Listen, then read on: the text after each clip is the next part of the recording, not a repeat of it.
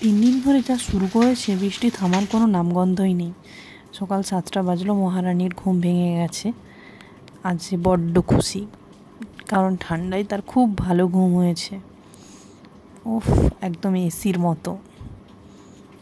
একদম কান্নাকাটি নেই, মুখে একরাশ হাসি নিয়ে ঘুম থেকে উঠে পড়েছে সে। যাই হোক, আমার অনেক কাজ। সকাল সকাল রান্না বসাতে হবে, সকাল 7টায় ভাত বসাতে হয়। তার মধ্যেই বিছানার চাদর খুব ময়লা হয়েছিল, তাই আজ কাচাকুচির জন্য দিতে হলো। বালিশের কভারগুলো লাগিয়ে দিচ্ছি। বালিশের কভার পরানো না থাকলে আমার একদম ভালো লাগে না, তাই যাই হোক পরিয়ে দিলাম। এবার পরাতে পরাতে ভাবছি যে এগুলো শুকোবে তো? সারাদিন যা বৃষ্টি পড়ছে, কিচ্ছুই শুকোবে না মনে হচ্ছে।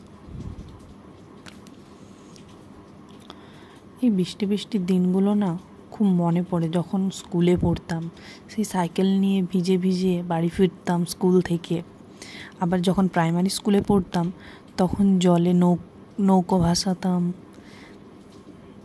কি মজা ছিল, ভিজে ভিজে বাড়ি ফিরতাম।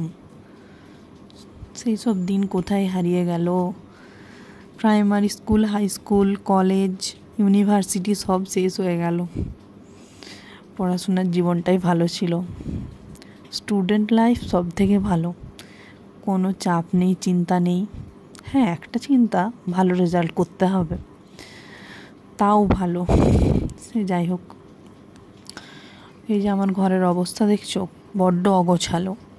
কারো পছন্দ হবে না, মনে হবে ভূতের বাসা।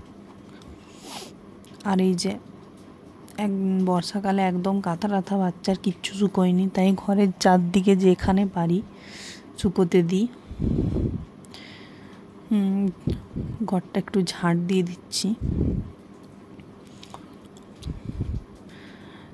তার মধ্যে আমাকে আবার 9:30টার মধ্যে রান্না কমপ্লিট করতে হবে। অনেক কাজ থাকে, কারণ উনি আবার ভাত খেয়ে সকাল 10টার মধ্যে অফিস বেরোবেন। তার মধ্যে আমার সোনা আবার কাঁদতে শুরু করেছে।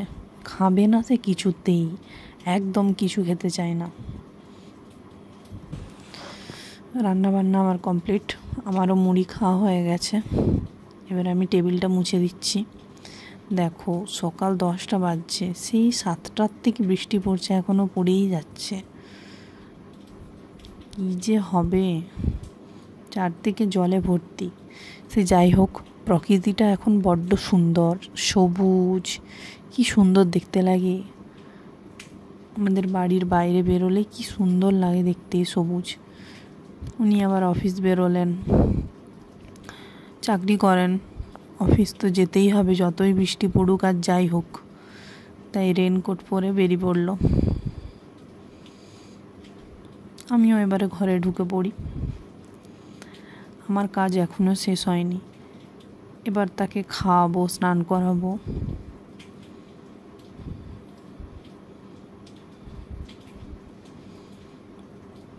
আরও একবার দেখে নাও বাইরের দিকটা, কি সুন্দর লাগে।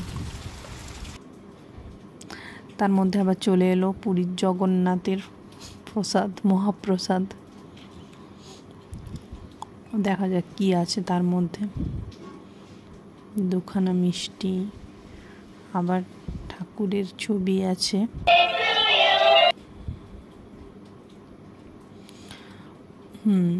একটা জিনিস খাচ্ছি অনেক দিন পর, দেখতে দুধের মতো, কিন্তু এটা দুধ নয়। বলে না, দুধের স্বাদ ঘোলে মেটানো, এটা আসলে ঘোল। ওই ঘি বানায় না, তারপর যে ঘোলটা পড়ে থাকে সেটা।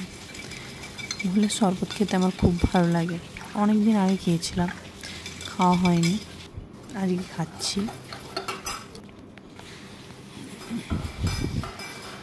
বেশ ভালোই লাগলো খেতে। এই সব করতে করতে 1টা বেজে গেল। এবার আমার দুপুরের ভাত খাওয়ার সময়। আজকে তেমন বিশেষ কিছু রান্না হয়নি, এই কটি রান্না হয়েছে।